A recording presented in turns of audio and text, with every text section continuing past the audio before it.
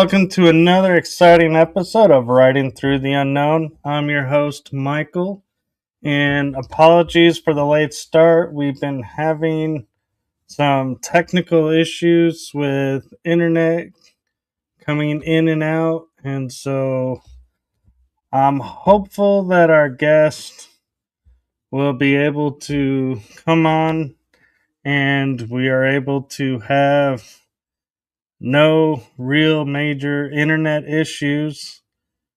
I am hopeful that we will have our episode, as I am looking forward to talking with our guest. She is an amazing person, and unfortunately, it's just one of those situations where the internet does not seem to be our friend right now, and so she was on and it's been cutting in and out, and so hopefully she'll be back on shortly and we will do the best we can with tonight's show, and if we have to, we'll reschedule and hopefully find a time when the internet's more stable.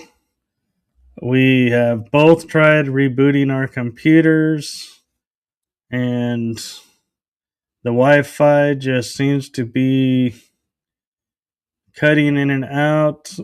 She is in another state, and so it could be a matter of whose end, but I am going to take a moment and I am going to look up her bio so that I can share with you all a little bit about why I'm excited to have this guest on and have her share her experience with us. And I'm just kind of waiting right now for my computer. It's being a little bit slow, but hopefully I can get it to get a little bit more cooperative. So, Jane Celia Hatch is a survivor of the secret space program, MKUltra, and here she is, so I will add her to the stage. Okay. I was just letting people... Oh, go ahead.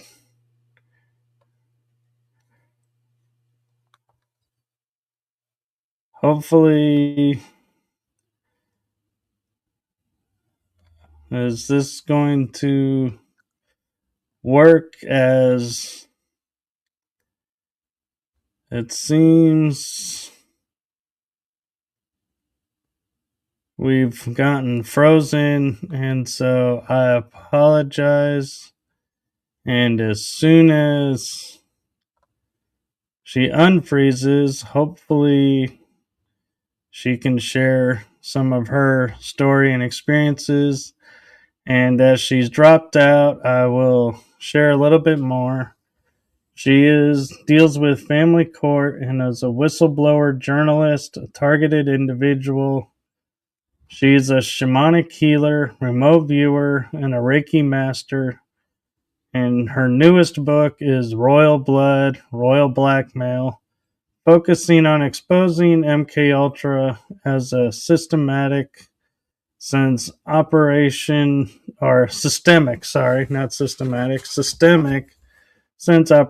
Paperclip. In most all institutions in the West, she does healing sessions focusing on helping people recalling their SSP memories and also integrating lost soul parts into their core essence. She returns power to victims and releases them from negative entities, and she also is the host of a podcast show. So this is why I'm hopeful we can have her share some of her experiences and her story. And we will see where we go from here, if we can get the internet to cooperate. Having problems tonight with the internet. Okay, we have you now. Well, I've introduced you. Second.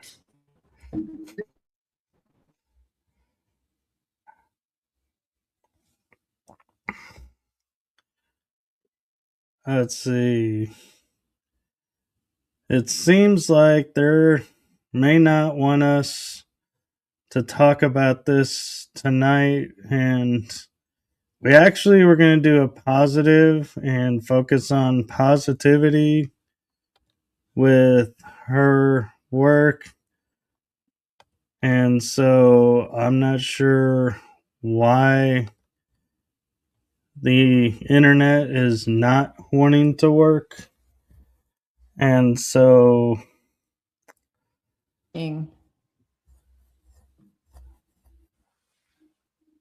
oh, we can hear you now. I can see you and hear you.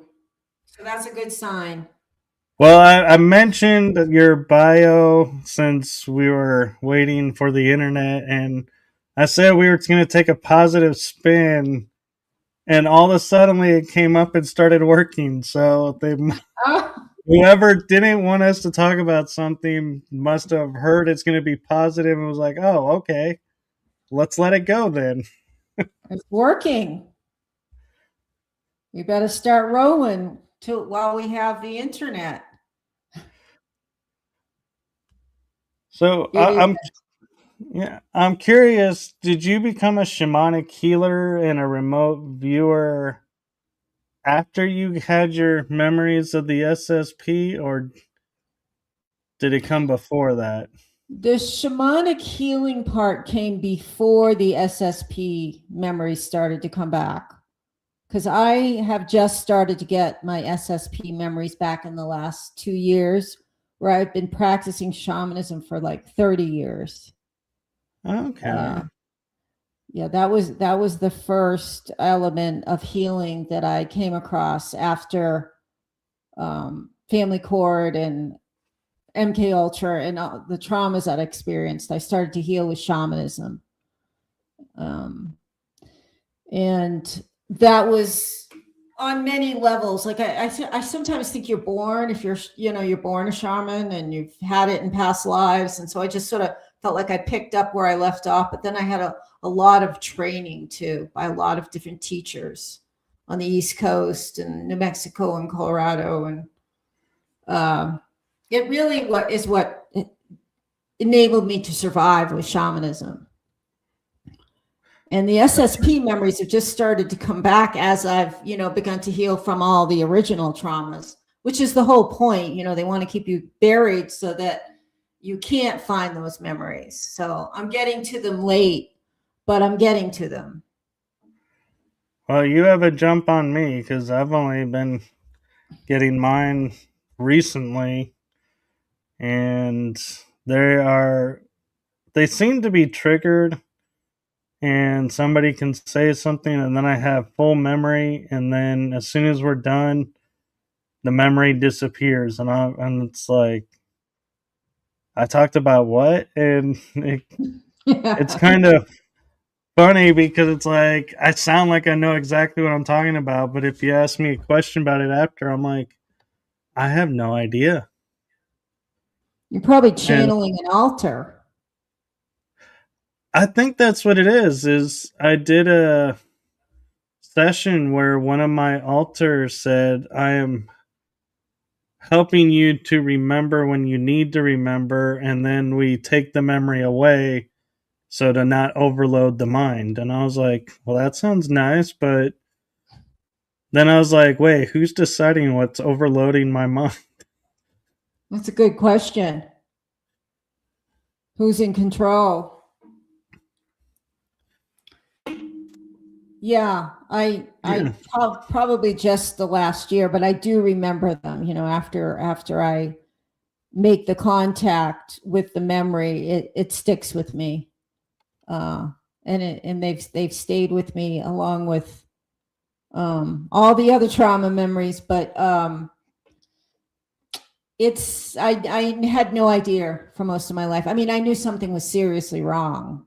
You know, as most survivors do, you suffer with PTSD and addictions and a sense of not being in your body and all sorts of strange memories. But I didn't really know what was going on. I thought it was, just something to do with my family or abuse, sexual abuse or abandonment. But they do that on purpose. They pile everything up so that you don't really ever get to the origin, although everybody is, all of us are getting to it. So I imagine that's coming as kind of a surprise to our handlers.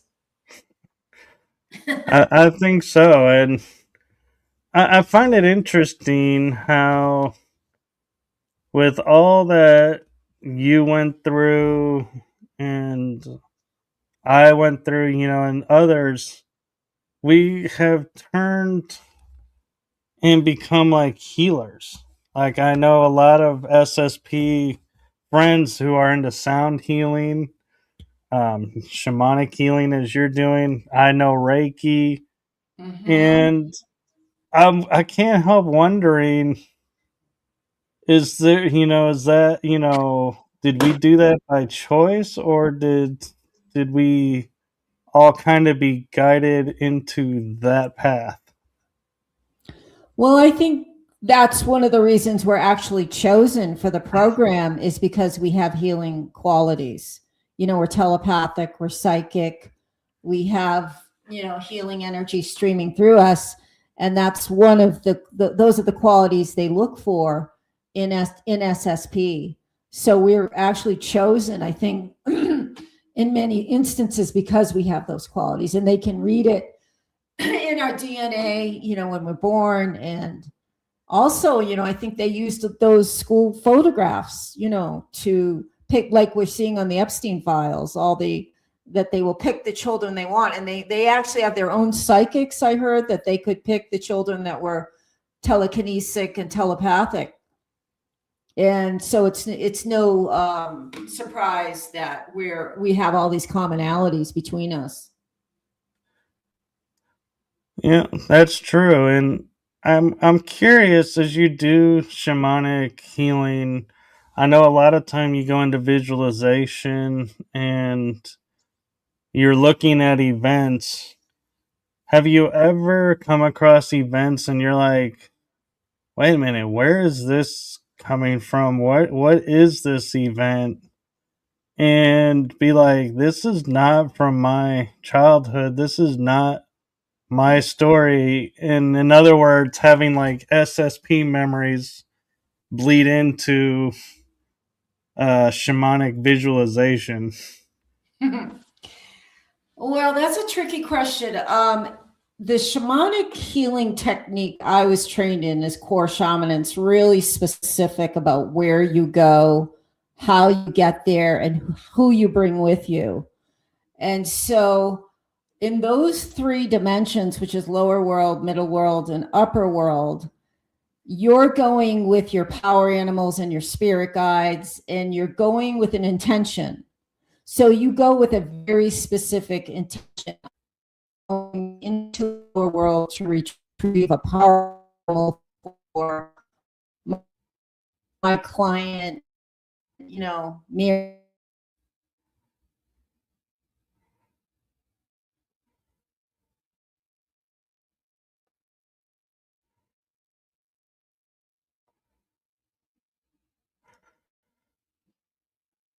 Okay, we seem to have frozen.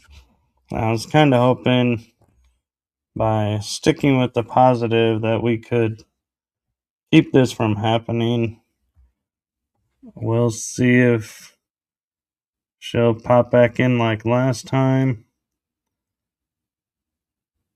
Let's see.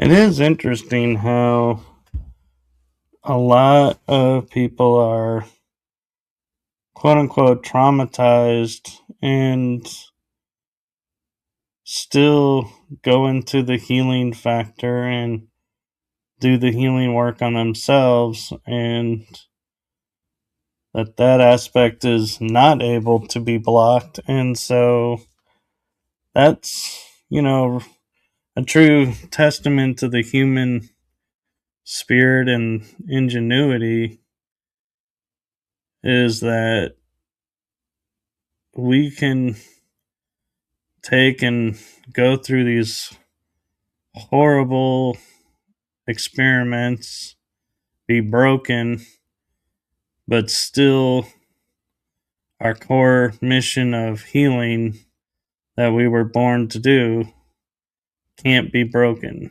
that we still follow and go into that path. So I'll be interested to hear more of her thoughts about that. And hopefully, we'll get into being able to integrate lost soul parts, because that is something I think is very important. And I have undergone twice and does have a big impact on the person or individual. And so I'm hoping we can get into that tonight. So I'm going to grab some water real quick.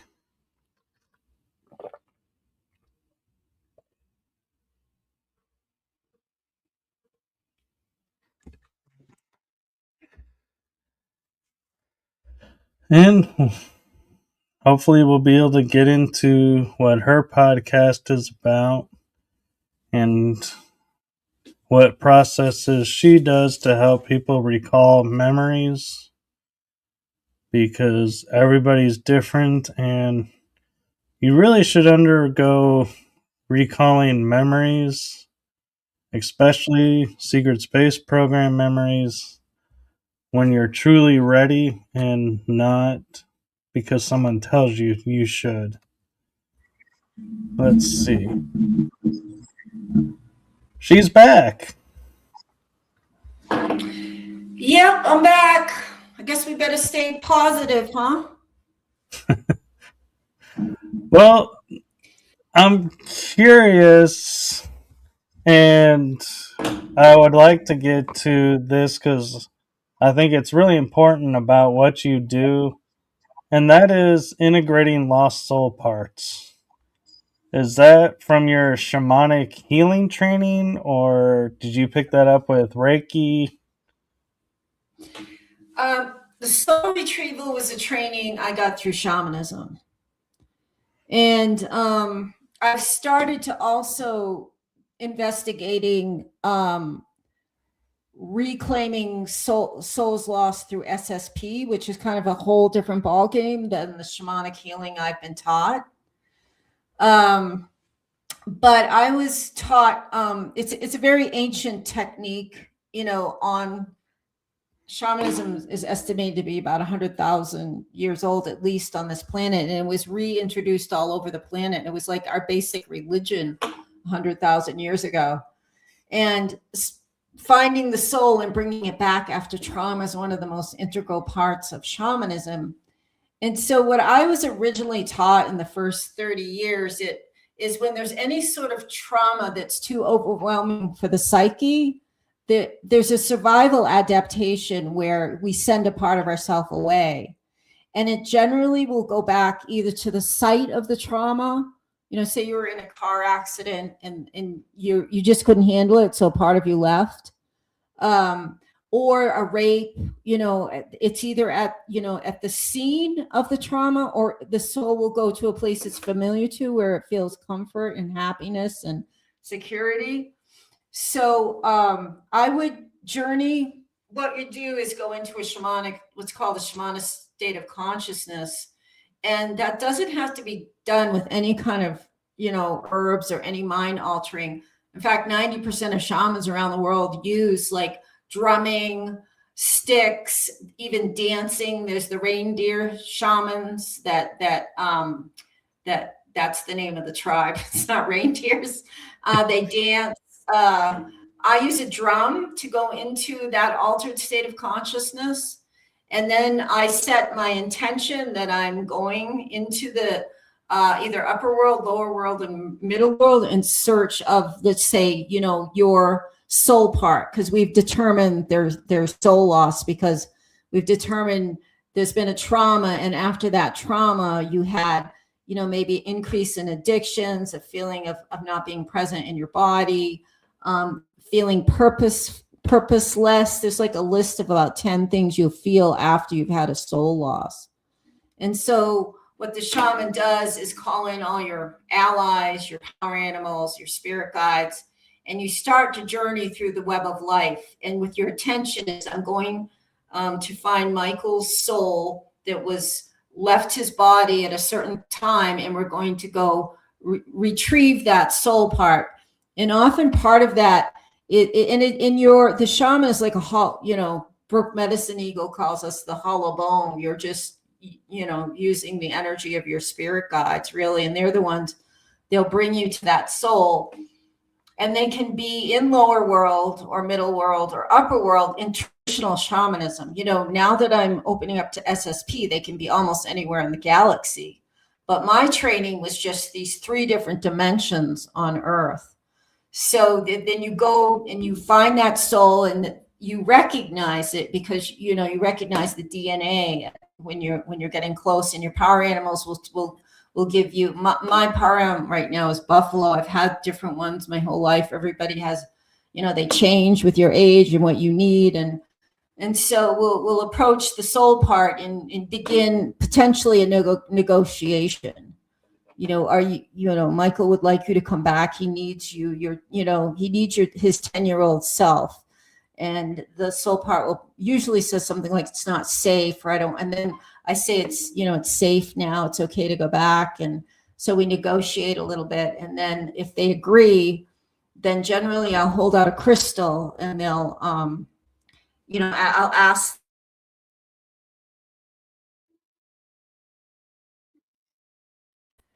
Oh, we're back. Okay, so. Okay.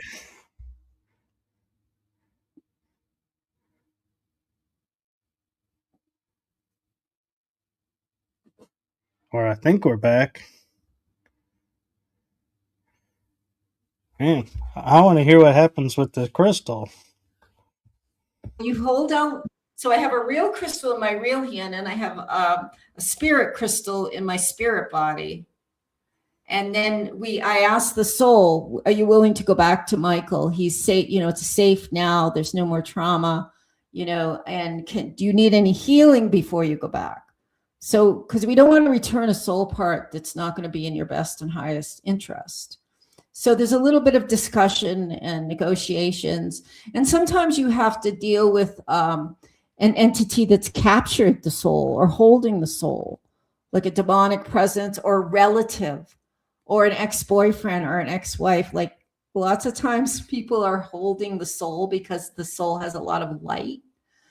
So you have to negotiate with the person holding that soul or the demonic presence. And sometimes you can make a trade with them. You'll say, well, I'll give you this crystal ball, or I'll give you this, or I'll give you that. And it's like all this negotiation on the spirit level. And so eventually you hopefully will get the soul released. And then they go into the crystal, and then you turn and you follow the web of life back to the client.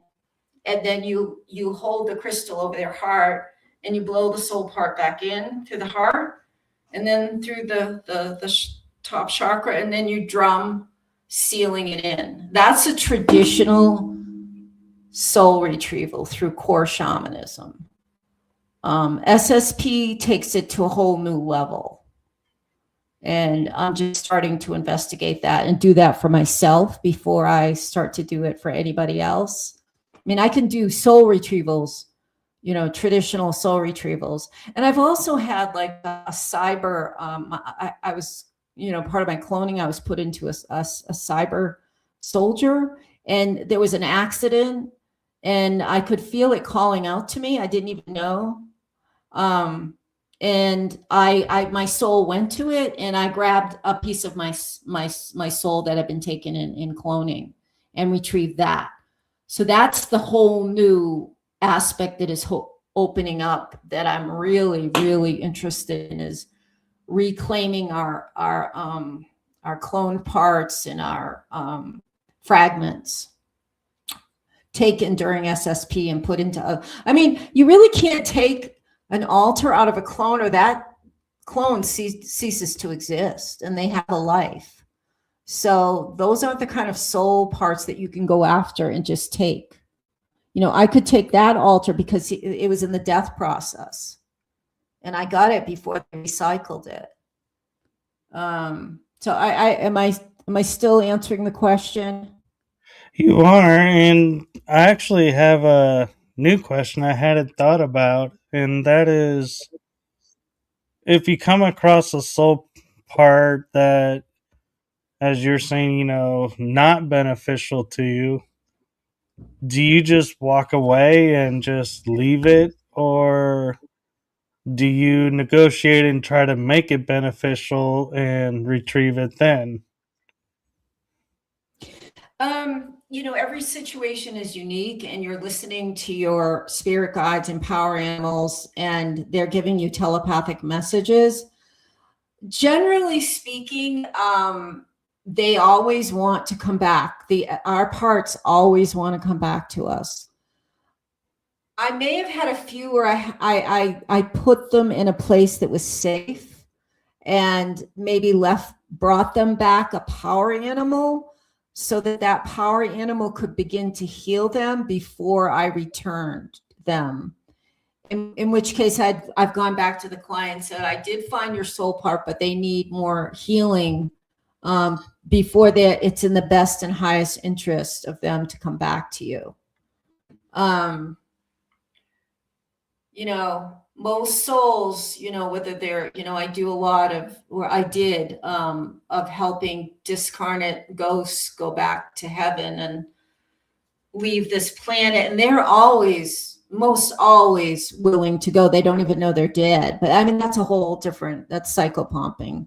That's different than soul retrieval. But, souls generally are gravitating towards the light if, they're your soul part, or reunion with the soul essence.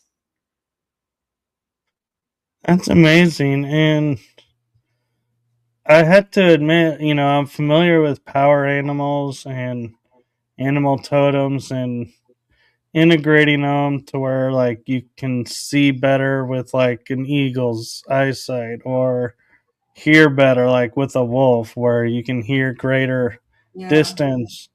But I've never heard or thought about using the power animals to heal an aspect of myself before integration. That's an amazing sound and theory, and it makes sense though too why some of us, have more animal totem, so to speak, connection than others, is what we're using it for. And that's like a tapped resource never thought about. It's a huge resource that is so underused and underapplied, because generally speaking, it's going to be pounded out of you. Little kids say, oh, I have my tiger is following me today, Mom, or my wolf, or my monkey, or my elephant. And they'll go, oh, that's just a fantasy. That's not real. That's not real. Because, you're born with all these power animals. I actually think that's the origin of the stuffed animals, like that whole concept of all these animals around us. And then as you grow, they grow and they change. And they're there to protect, heal, guide, uplift. But if you ignore them long enough, they do kind of wander away, if you get involved in addictions or abuse, because it's a free will planet, and they're not the type of entities that are there to change your free will. They're there to be there. So that's why, like, shamans will also have altars where they, they might have like a lion or a wolf, or, and there's maybe smudging it, you're just forming a relationship with that collective entity. And what powers animals really are the collective consciousness of that entire species. Like they have a hive mind. So when you say like wolf medicine, you've got the wolf medicine of the entire species. Or you've got, elephant medicine, or you've got hawk medicine. It means hawk is the entire knowledge of the hawk species is accessible to you. And it's just, underused. It's just like, it's been repressed throughout, history. Shamans have been killed off, whether it's, the ghost dance or the witches, or I said Siberian shamans were thrown out of helicopters, because we hold, there's so much knowledge in that, and especially about the soul and how we have to have the soul in our body to be fully, functioning and powerful and present. We need to have our soul, and shamans were very good at that. In ancient times, there'd be a shaman in every village. So you just wouldn't do the soul retrieval. You'd be there to make sure that person continued on their path, and they didn't keep, because what happens when you have one soul loss, you generally haven't, because you're not totally present, you get off path and you have another trauma, and then you have another. But when when there was a shaman watching over, they'd say, they would call you in and say, we just did this soul retrieval. It's just like, it was so integrated in villages and communities. But now it's very, of course, they're not going to want they don't want humans to have access to all this magical power, the tree spirits, the flower spirits. Everything has a spirit that will work for you if you talk to it, if you connect. It's like Lord of the Rings in a way. We do have access to all these amazing beings that, it's Mother Earth really protecting us. It's all from Mother Earth, really, Gaia. That makes sense. And I'm curious with your work, when you deal with power animals, do you limit the animals to like the ones that are on the earth today? Or where I'm going with it is like, I was introduced to power animals of like dinosaurs, dragons, unicorns, what we call mythological, that were once here. And so I never thought to tap into them, because I thought, oh, mythological, most likely didn't exist. But then somebody said, well, yeah, I tapped into this dinosaur. And I was like, wait, you tapped into something extinct? I was like, wait a minute, that opens up a whole new ball game here. Yeah, they can exist across timelines, eras. I don't think there's anything really truly mythological. There's nothing new under the sun. If you have a unicorn as a power animal, it really does exist, and it's just coming to you from another vibration. So they're not all traditional. I named off like Native American, our traditional, but in every culture, the power animals were different, and based upon sometimes religious beliefs, and also where you live. Like if you live in Africa, you're more likely to have those type, because you're in their vibrational frequency more so. I mean, it can be anything from a bird to an ant to a they will change based upon what you need in your life, or sometimes what you call upon for strength. If I'm doing a healing and somebody has maybe they have a possession, they're possessed, I kind of know, if Jaguar shows up, we're going to be doing a depossession. If Hawk shows up, we're going to be doing some kind of there's a spiritual intrusion, and we're going to be taking that out, because Hawk goes down with the claws. So I kind of know at the beginning of a shamanic journey who shows up, what they already know what they're going to do. I mean, other than my standard power animals that are there for me, to protect me. It's like, what kind of surgery is going to go on by who shows up. So here's a kind of curious question for you, tying into like the paranormal unexplained phenomenon. Is I'm sure you've heard of cryptids, which are like hybrid creatures. Can those become power animals? What did you say, kryptons? Cryptids, like Dogman or Bigfoot or No, no, no, no, no, Mothman. no. I've had experience with dogmen. They're really, really, really dangerous. It's a long story, but no, they would never be. If you don't feel like love, compassion, joy, it's no. Those are dangerous entities. There's some shamans that say they can transform those into from demonic to healer, but right off the top of my head, say no. There's no. They are not your allies, and you would hope Okay, to be. yeah, yeah. I was just curious because they Yeah. hybrid animals. Could they be power animals, or because they were manipulated, that takes away their power? Maybe. Well, there could be power animals for Satan. They're the hybrid creatures.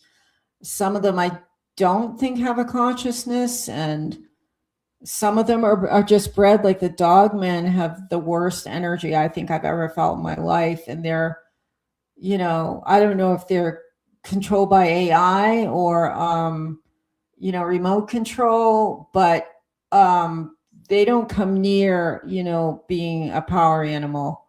There's some sad, pathetic, horrible creature created by our military for whatever for a variety of purposes.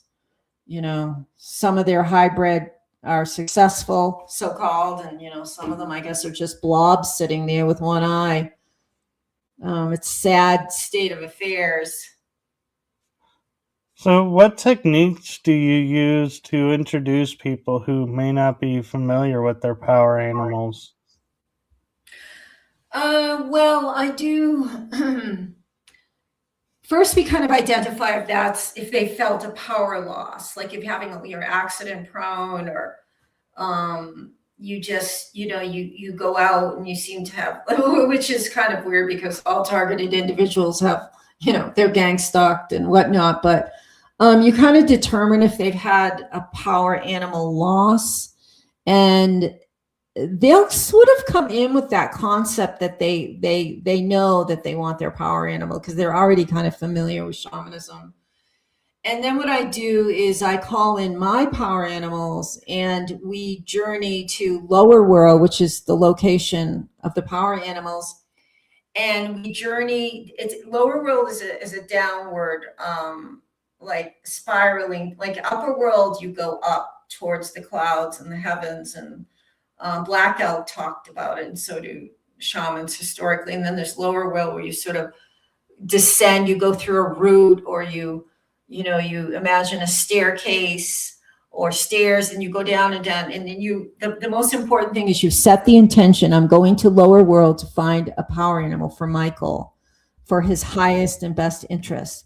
And then so I do the travel beat is like a really fast beat. I don't know where my drum is. And then when I'm in lower world, it goes to a slower beat, like a journey. And I'm in the process of looking for your power animal. And traditionally, it will show itself 4 times from 4 different directions if you know it's their power animal. And then you also, you're getting telepathic messages from, I'm getting them from mine, like they'll not, they'll do something or they'll stop.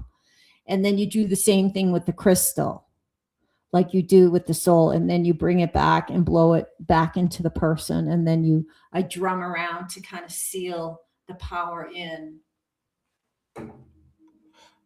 So, can the power animals help us to reclaim our self power and empower us and help us to, stand in our power, so to speak? Yeah, yeah. You know, say you wanted, to have more vision of the future and be more wise about and be able to see into the future, you might call upon like eagle vision. You could call upon eagle to be in your energy field, and we sort of share the energy, like the eagles sharing our energy and we're sharing their energy. It's like a cooperative. They get to kind of be incarnate a little bit, and so you're kind of taking on their medicine while they get to kind of be part of the earth, this dimension. And so they each have a different strength, and yes, they can help you in, like I said, each one, like if you want, like bears about like family and strength and maternal love, and like I have like bear is one of my primary, and buffalo right now. So each power animal, and some shamans have hundreds, if not thousands, because they do so much different types of work. And, people just, everybody can, partake in it. It's a gift from Mother Earth for every human being on the planet. And a very small percentage are taking advantage of it. So yeah, it will empower you in whatever you're looking for at this time in your life. Whether it's sometimes even the ant medicine is like organization, and sometimes they will, like, if you start seeing like a certain animal, like it fall, it's in a book and it falls off a shelf or an advertisement, or, if, you live around, you start seeing them, they're also giving you a message. And it's not like every single coyote you see in the world, like that means you have coyote medicine. It's like you feel it in your gut. It's like you're looking into another dimension when they have a message. You'll just feel a little different.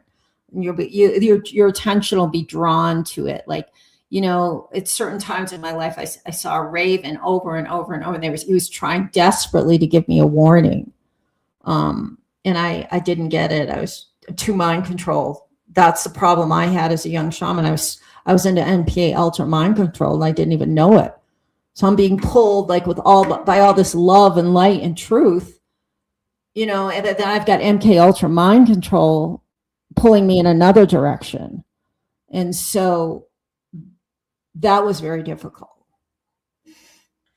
And that brings up another interesting point is, as we're working with our, soul parts and reconnecting ourselves and working with the power animals, what comes of people who find out that they may be hybrid, where they're human mixed with a star being, for example, like say Lyran? Does that power animal, is it able to work with both sides, or can it only work with the one side because the star side is unknown or unfamiliar?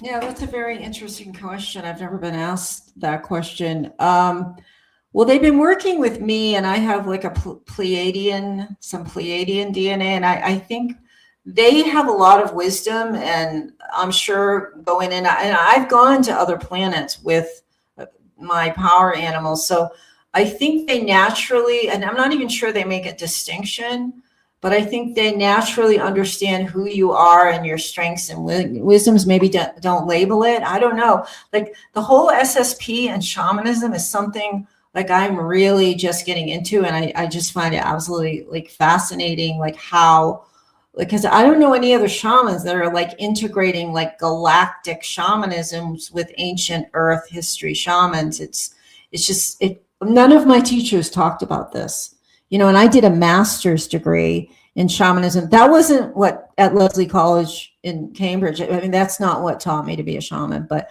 I learned a lot. I had, I interviewed I did a literary review. So I had like a global world view on it, but no one, maybe, the Australian shamans, an African, they often talk about, that their home is the stars. So the maybe they know more about the galactic aspect, but I would say, power animals just support you for who you are. I'm not sure they're making a distinction of what starseed you are. And one thing that I'm curious about too with shamanism is I know it's connected with energies, and a lot of people will talk about like the natural lunar energy. Well, even the Zulus have stories of the moon was put into place. It was not a natural object. And so I wonder, does that impact, if you're trying to draw in like moon energy? Because I know like the eclipse has certain power to it, and phases of the moon have certain meanings because it's not a natural object. Does that impact the shamanic or does and power animals, or do they just look at it as an object and say, you know what, it's got energy, we'll use it, this is it? I should take a power animal and journey to the moon with it and ask. I don't know the answer to that question. It's a very good question. Um, it's something that I'd like to go there, through the field, the energy field, and go there. And again, shamanic journey is different than remote view. I could also do a remote view, but with the shamanic journey, I'm sending a soul fragment there. With remote viewing, I'm sort of in a bubble looking out at the world. But it would be interesting to go. I don't know the answer to that. Like I know I've questioned that myself, because especially there's so many religious or spiritual people that cinnamon that work with the moon, and I wonder that now, because so many survivors are saying it's just been placed there. It's not a natural being. But even if it's not natural, everything has an energy imprint that can be utilized one way or another. If it's made from a metal, I mean, everything has a spirit. Right. The story that I was told about the moon that to me kind of makes the most sense is when Atlantis was destroyed and Lemuria was destroyed. It caused the waters to become uneven and the earth to become a little bit unstable. And so the galactics moved the object that we call our moon in, and to kind of settle the landscape, to settle the tides, and to Hmm. offset the missing land. And it kind of makes sense because a lot of the timelines are Atlantis disappears, the moon appears. It's like they were so close together that it's like you can't help but think, oh, so if it wasn't for the moon, we would be in a much different world. And who else but an intergalactic or a galactic being would have the foresight to say, let's take this object and put it here, and that'll do everything we need it to do. And we have a base of operations. We can keep an eye on these people. It does sound like a military operation, doesn't it? The moon.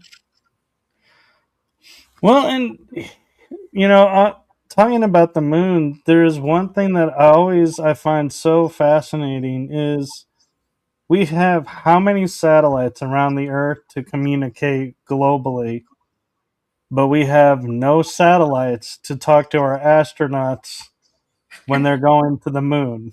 That Right. does not make any sense to me why there are no options for them to communicate. And they're just like, oh, we just lose communication with them for a certain amount of time while they're on the dark side.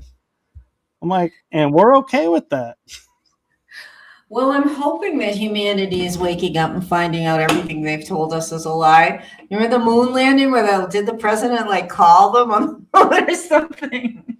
And they had, and you look at it now, the thing, they look like they made it out of tinfoil. It's just like, but I can remember back then we were like, oh my God, that's amazing. And now you look at it now and it looks like something, your kid made at kindergarten, like I guess our consciousness is growing and expanding, and we can't accept that anymore. But didn't the president like call on the moon landing and say, we're, whatever, we're so proud of you. You may, I don't know if you remember, I barely remember it, but I think they like actually picked up one of the old landlines and called of course there was no astronauts on the moon or anything, but it was all a game. I don't even know what they were trying to like, mind control us about that we were advancing. I don't know why they did that. It had something to do with the space race between Yeah. Russia and the U.S. So I think they were competing, and some of me feels like it's, showing off who has more connections with the other beings and getting more resources, and to sit there and say, hey, look, we landed people on the moon in 10 years, and the best you could do is float a man around one orbit. Yeah, but don't you think that even the Russians, like everybody knew it was a farce and the real story was behind the scenes? Like everybody, the elite all knew it was a farce, Right. and the real story was going on in the secret space program where, moon was already inhabited and Antarctica was and all these planets were, they all knew. That was like a little show for us, the little kindergarten kids, little earthlings.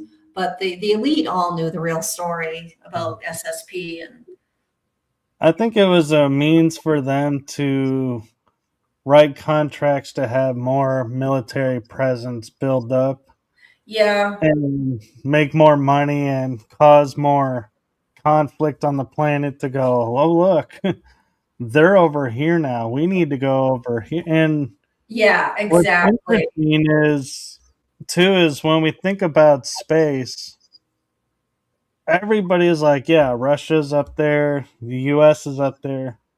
But people don't realize, like, India is up there, China's up there, Japan's up there. There are other countries too. France, I think, even has a space Yeah, program. yeah, But everybody's like, no, India, I doubt it. They don't seem like, but yeah, they do.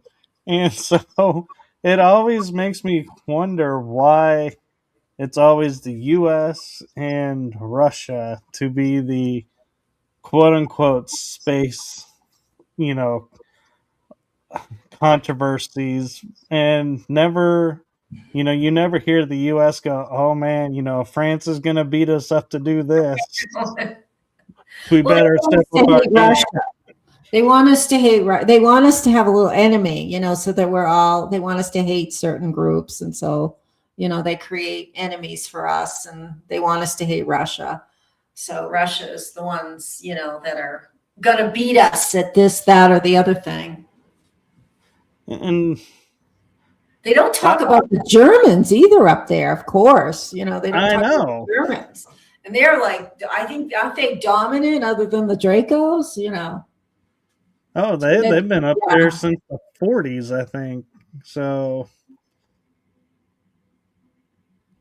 and and one thing that people have been talking about is, and I'm curious your thoughts of, because being SSP, we can go off planet, like you were saying, is they say, oh, the astronauts never were on the moon because they would never survive the radiation leaving the planet's surface and leaving the atmosphere. There's a radiation frequency that they would be obliterated in. So no, we've never been to the moon. And I'm like, we've been to the moon and we've been to other planets. So is that theory about an energy field around the atmosphere, do you think that's a psyop, or do you think there really Yeah, is I a think it's a energy psyop. ring?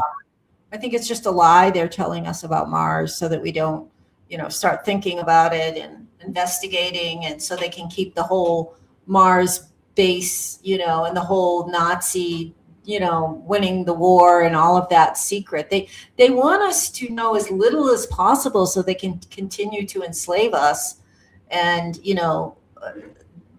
abduct us off planet to the moon. I mean, there's so much going on. I mean, I know I have SSP memories on the moon. I've interviewed John Whitberg many times, and many SSP, Penny Bradley, and they have bases up there. They were pilots up there. It's just they're treating us like we're children in kindergarten, our leaders, so that they can continue to exploit us. So, in a nutshell, it's more complicated.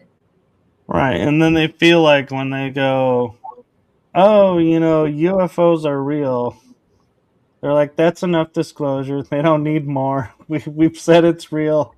They'll be happy now. And it's like, whoa, whoa, whoa. There's so much more that that's behind that statement than what you're telling us. Well, it's like soft disclosure. They have to address these things, but they'll do it like in breadcrumbs. Okay, well, yeah, they're talking about UFOs, so they're info, but they're not talking about it's like one little molecule of what's really going on. What did Trump say now? Like he's trying to divert from the Epstein files. He says we're going to release the UFO or this that. I don't know. I've been, since the 1960s, I've been watching the government deal with, UFO sightings. There was a whole UFO craze in Massachusetts in the 1960s, and they keep covering it up. Well, and what surprised me was I thought I was really affluent in like Roswell. I knew about Roswell, and I had theoretical thought of there being a second. And when I was there and I was talking to a person that lived in Roswell, he goes, well, you can't go to the site now because they closed it off. And I was like, oh, well, that's a bummer. I was looking forward to it. He goes, but you do know that's only one of three. And I go, wait, three? Whoa, whoa, whoa, back up. Hold the phone. What are you talking about? There was three. I was thinking maybe two, but it was like, and it amazed me. And I go back and I would look at on my research, and everybody talks about the one. Yeah. And Oh, somehow two and three were completely erased from history. well, I think most everything is erased or hidden. They're just giving us, um, yeah, it's one huge psyop. Thank you.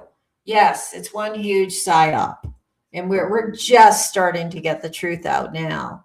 Everything is a lie. It's formulated to keep us in ignorance and disempowered. Which is a great tie-in to my next question, and I'm loving the fact that the internet is holding for these this conversation No, at this point. Is amazing. you do work with helping releasing negative entities. Um, I'm curious, when you're talking about negative entities, are you just talking low vibrational attachments, or are you referring to like Dracos and all the like nasty nasties out there, so to speak? I'm generally talking about entities from anything from like a spiritual intrusion, which could be cancer, to a possession, which is like you say you're walking over a graveyard and you suddenly get cold and somebody's entered your body. That's a possession. Demons can attach to someone, especially people who have addictions. I have personally not removed a Draco like Draco. I've seen Dracos. They're my hand. I know they're handlers of mine. But I'm not sure I would actually, that's a whole new realm when you're getting into the reptilians and the Dracos. And yeah, it's a whole new realm. I don't know if my shamanic skills or anyone's shamanic skills could remove a Draco reptilian from your energy field. You could lessen their attachment, you could find out why they're attached, and you could keep bringing more and more power to them.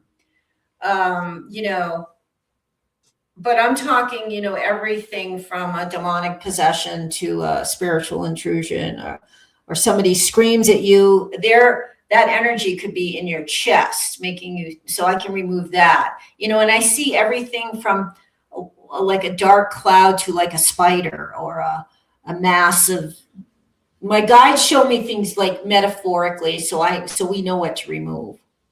And it's a wide range from just negative energy you might picked up, like if your spouse yells at you or somebody yells, that could go into your, or something more serious like a possession or demonic or. What about the black goo? I don't know much. Like, I don't have any experience with black goo. I've heard many testimonies at this point. Especially with Max Spear, and I think Penny Bradley talks about it. I don't recall any experience with black goo, or even, those are questions that I could actually ask my power animals. Like, if I saw black goo in the universe, how would I deal with it? How would I protect myself? Could I move it? Could I remove it?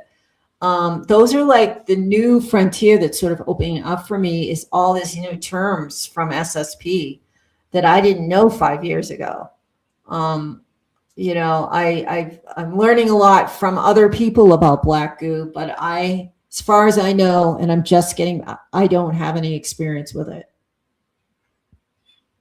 No, that's fair, and thank you for your honesty. And I'm curious, like with power animals, we think of, like, if we're going to say the Arctic Circle for a park, obviously you would be like, hey, penguin or polar bear, because that's who you associate with that cold region. I wonder though, do our power animals get affected by the elements? And by that I mean, like, say I have huge wolf power animal energy and I get drawn into water. Would I be okay with the wolf energy in the water? Or would the wolf be like, hey, this is not my element? Let me get you, a dolphin or a fish where this is their element and you'll do much better with them. Well, I mean, if you became temporarily immersed in water, that's not going to affect your relationship with wolf. If you become someone that wants to, be in the water all the time, and you would, yeah, they might pass you on to some thing like a dolphin or, a shark or a mermaid or other, there's all kinds of water beings. I can't say it would totally take the power away, but they're not as powerful out of their element. And generally, like, let's say you had a dolphin power animal, it'd be very good for you to be on the beach and doing and thinking and feeling things that the dolphin would enjoy doing. And that's how they grow closer and closer to you. Like they say, if you have like a jaguar or something, it's good to like go out and run at night, and you start, jaguar loves that. So they're going to move closer to you.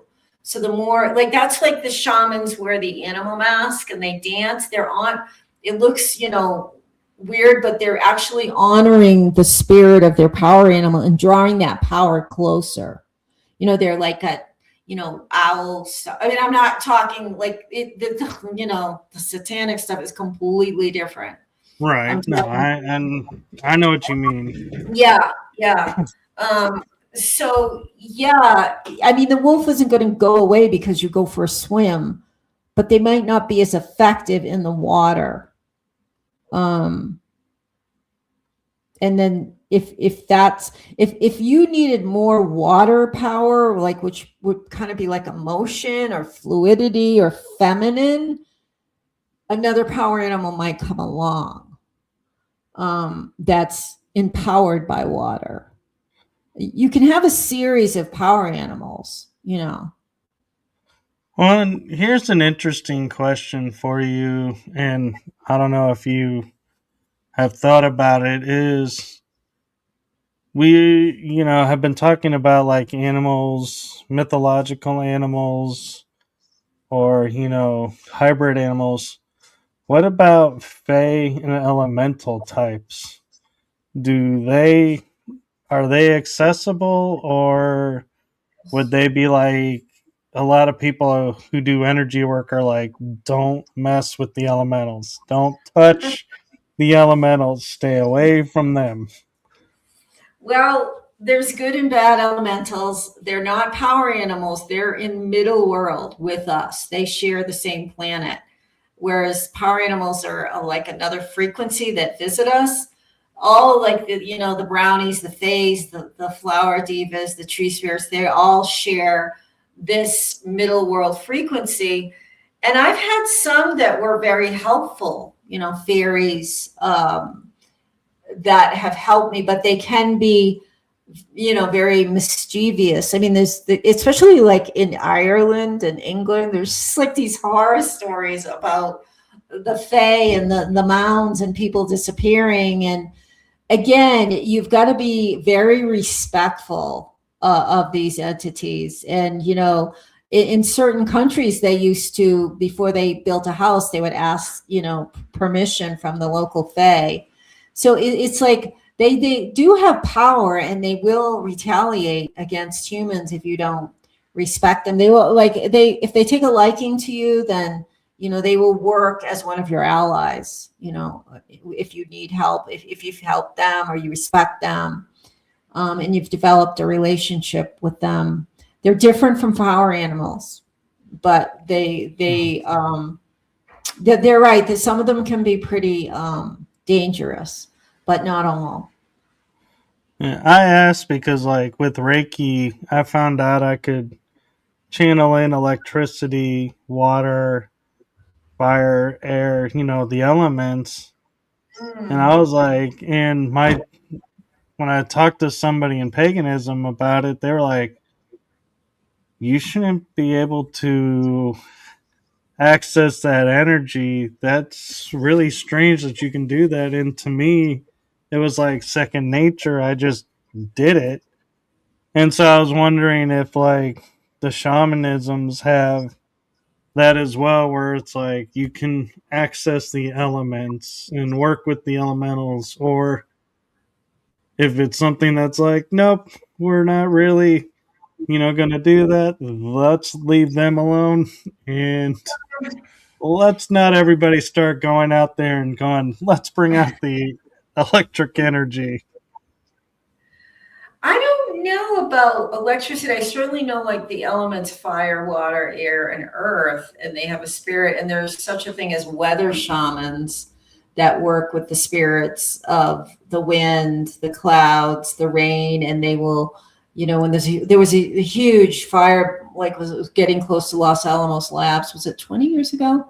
And I know all the local shamans got together with some of the natives to move to work with the wind to move it in another direction. So it does have and it is an energy, it is an entity, and we can negotiate with them, the spirits of the clouds and the rain. And I want to figure out how to do this with chemtrails. Like, we have to figure, and they're not entities, but I want to ask like the cloud spirits and the rain spirits, like, how do we clear these skies?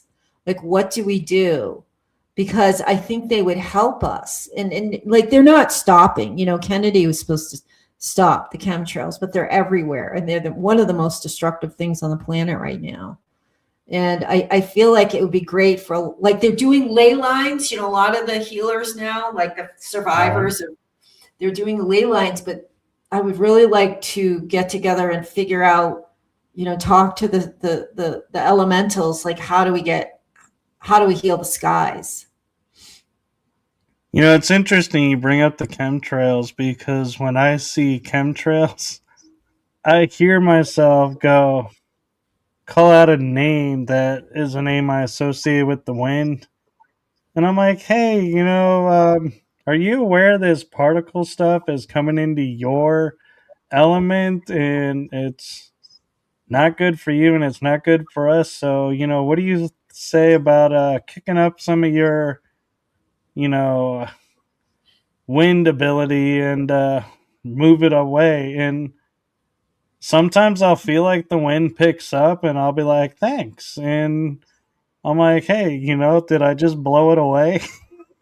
Or, was it coincidence that the wind picked up? I don't know. But I find myself talking to the elements and being like, hey, and if I feel like, well, the wind's not picking up, I may go like, hey, fire,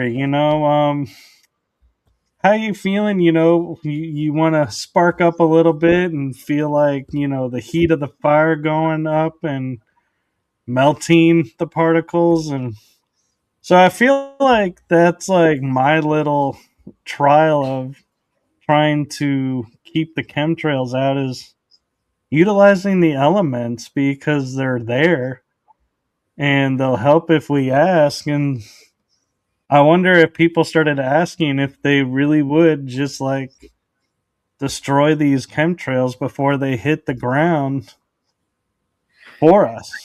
I think there's a very good chance they would respond to us, and it's a matter of people remembering who they really are, the humans remembering that they're God, they are a ray of God, and that we have these powers. And Christ tried to teach us that too. I think that's one of the reasons he came here. As I do, so can you. And the elements are more than willing to work with us if we acknowledge them. And you're like you're doing, you're forming a relationship. You already have that sense of saying hello. And I think if humans all over started to do this with the chemtrails, we could clean them up in cooperation with the elements. There was just this huge blizzard on the Cape, that wiped out all the power, and then it started pouring, and I'm like, I want to do a remote view, or I want to like it, half the things don't. I asked my daughter how it felt, and she said ominous. And so that to me indicates weather warfare. And like we have so much more power to counteract this.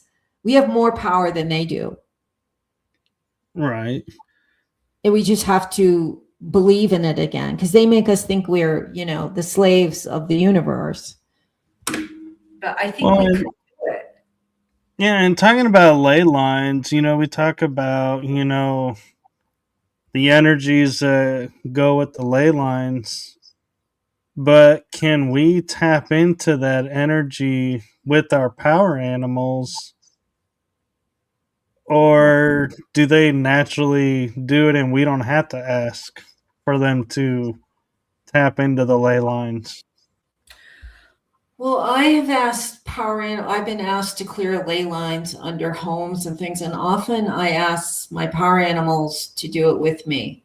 So they've cleared ley lines, along with dowsing rods, and but I don't think that's actually answering your question. I know they will clear ley lines for us. If you ask them, they will clear ley lines. That's one way to clear them.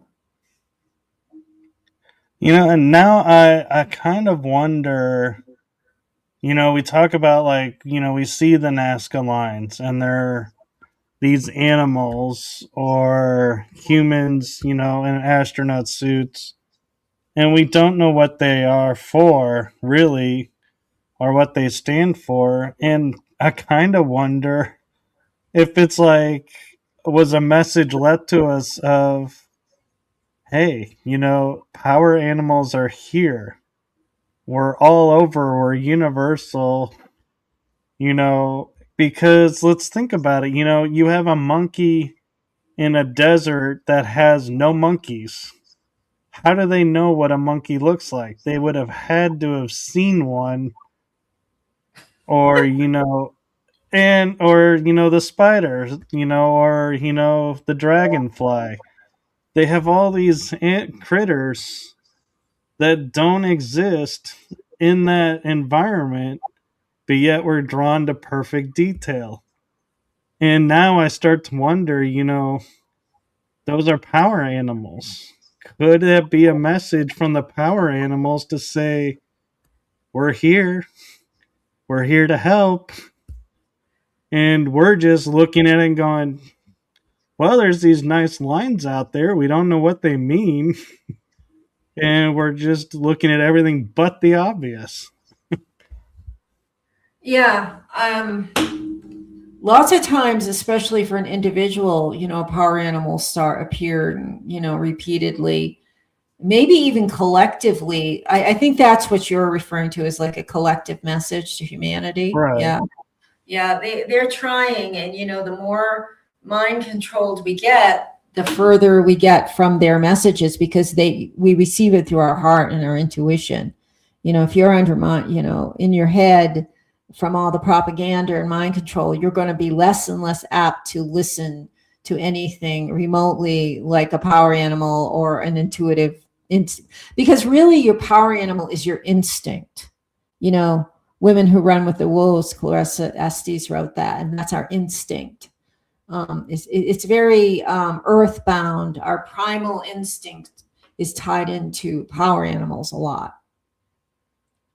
Right. And even tribal, when you look at the Aztec, their warriors were animal totems. Yeah. If you really think about it, they had the jaguar warriors, the eagle warriors. That would be the animal totems. Yep, they were calling in that power. They were calling in the power of those animals that they were representing. And so, I can't help but think now, looking at the world. We have architecture in Crete that has dinosaurs carved into rock that's hundreds of thousands of years old. But humans didn't exist when dinos existed, but you look at it and you're like, that's a stegosaurus. That's a brontosaurus. There's no ands, ifs, or buts.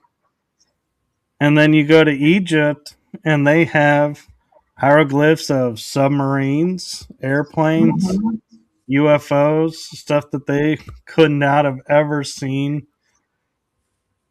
And I can't help but wonder, do power animals show themselves, and that's why these people were able to carve or paint their image, because they were shown that power animal and they tapped in and realized what that stood for and was like, oh, let's add them to this doorway, and that'll be like another layer of protection because that's what this animal stands for.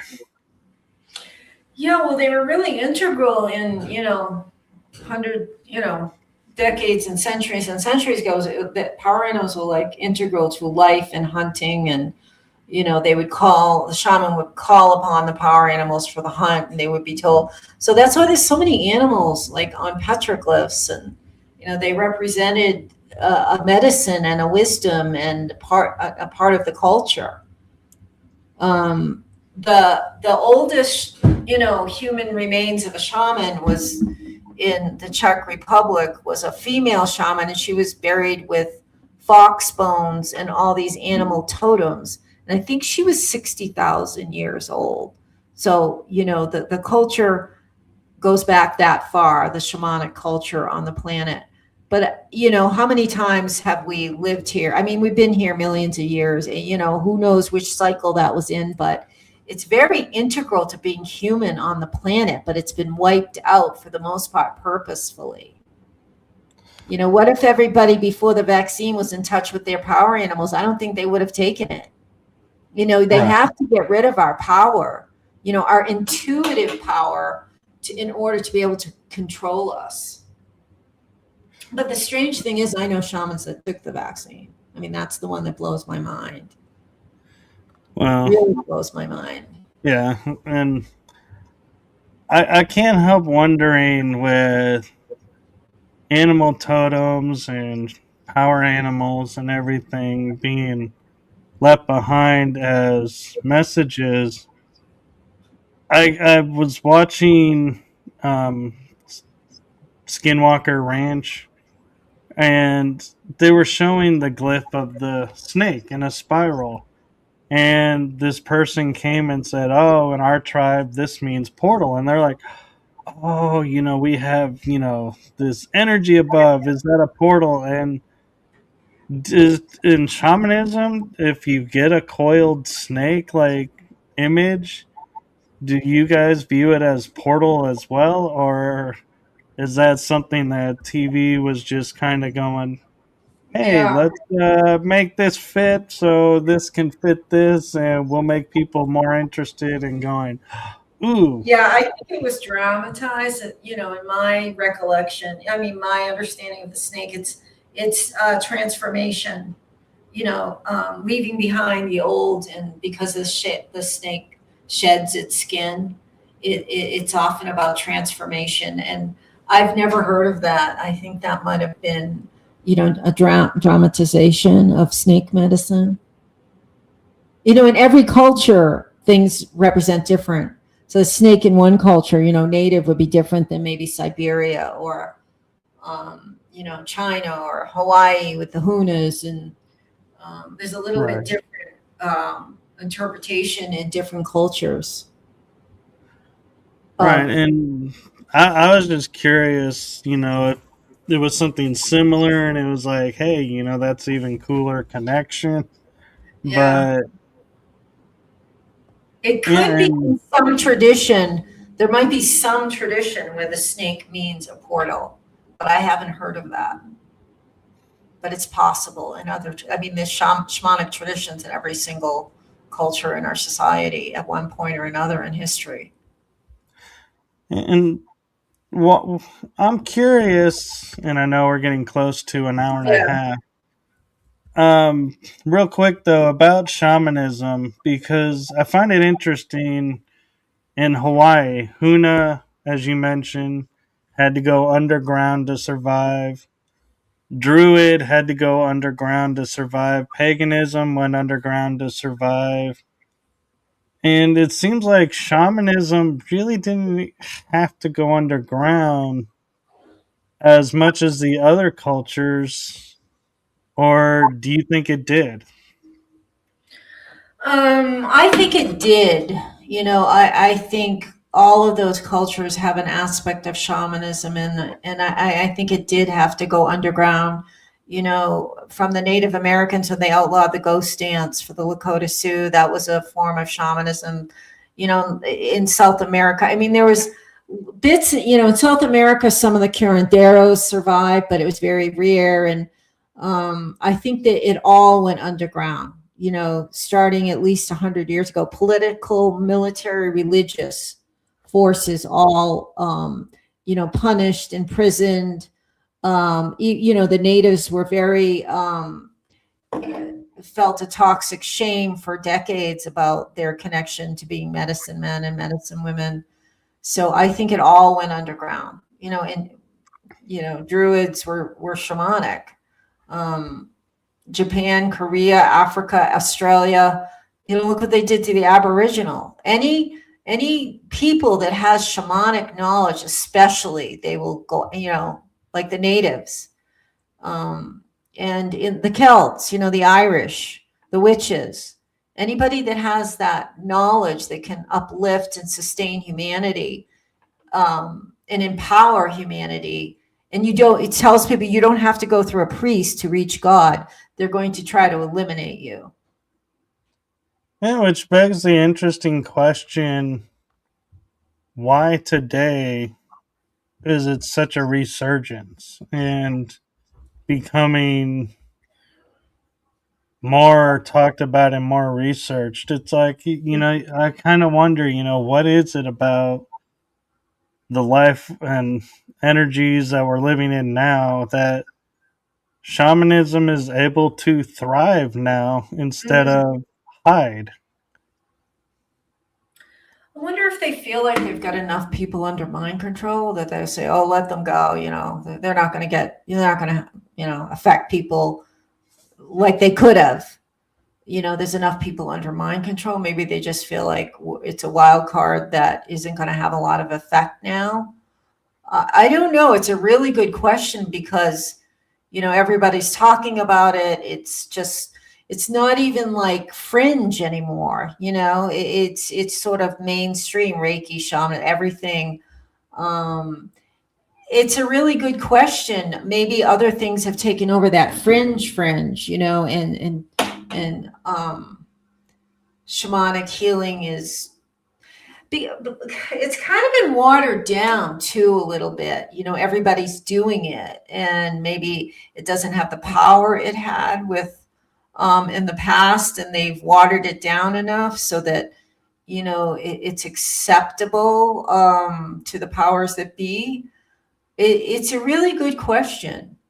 Um, but I'm guessing because they feel like they have enough people under mind control now. That'd be my guess. Well, then I'm going to give you a few minutes to talk about if people want to connect with you for some of your services. Can you share Mhm. how they can do that, and also about your books? Yeah, well, they can go to, I have a website, Radiant Earth Mother, where they can sign up for, I have options of services of Reiki, shamanic healing, remote view, and I'm adding a few more. And that's radiantearthmother.com, just the way it sounds. If they could follow me on thank you, YouTube, which is at Jane Celia Hatch, and the same for Substack. Substack is stargateopener.com.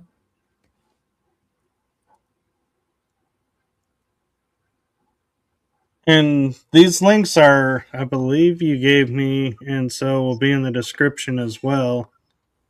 But Okay. I'll put some of them up just Yeah. so people Yes. can find them faster.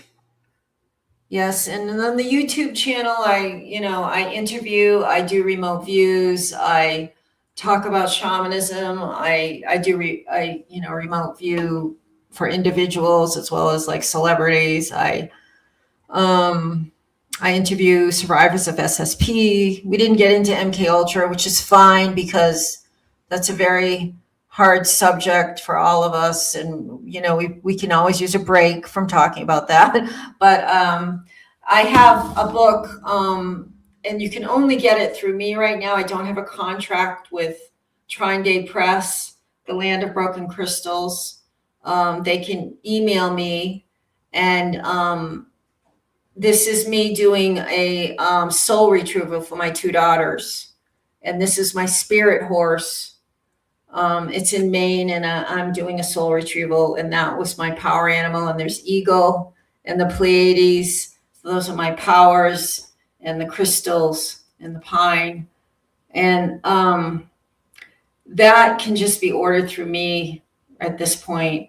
And I'm writing a new one, Royal Blood, Royal Blackmail. It revolves around Princess Diana and a bloodline daughter of Queen Elizabeth, who's just stepped forward about her existence and her history with the royal family and why she was born.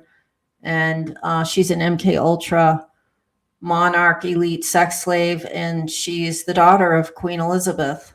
And then I interrelate Diana's story, my story, her story, and a lot of other survivors of MKUltra, and that's almost done. Wow, that'll be quite the book. Yeah. And I like how your cover, you have like little, like we call Easter eggs on it, because I do that on my book covers too. Is there's symbols on there and they all have a meaning. Yeah. Yeah. Well, we definitely, oh, thank you, Julia. Love you. Um, we definitely got into shamanism, and that was good because that's very positive and Yeah. healing. And we're hearing tons about MKUltra, which is really important.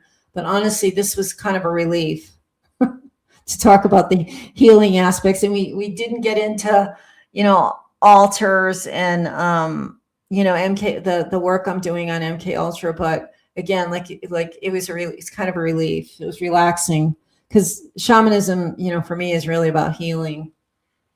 And it's how I survived. Shamans put me back together again in the 1990s.